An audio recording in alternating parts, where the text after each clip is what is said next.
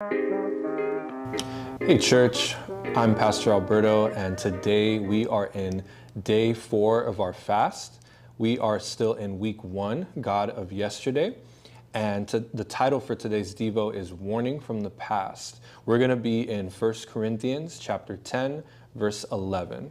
1 Corinthians chapter 10, verse 11. And it says, "These things happened to them as examples for us.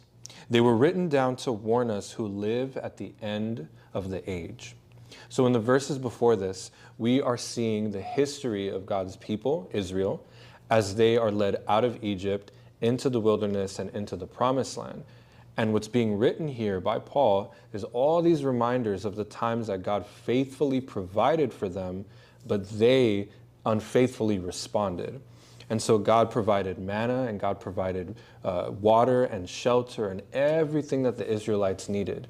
But it talks about how they were idolatrous and idolaters, and they put their faith not in God, but in themselves and in other idols.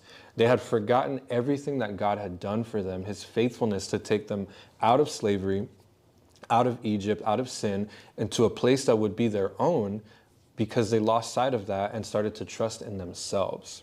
And so during this fast and during this time and today, I would encourage you guys, please do not depend on your own understanding. Do not look for your own way to try to provide for yourself. Remember that God leads us and guides us and directs us in everything that we need. Scripture reminds us time and time again, and then this passage reminds us time and time again to look at the warning signs, right?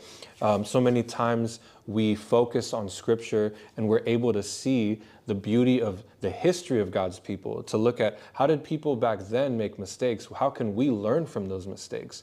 And so the mistakes that they've made that we can learn from is, do not depend on yourself. Do not depend on any idol. Don't think that anyone but God is your provider and your caretaker and your shepherd.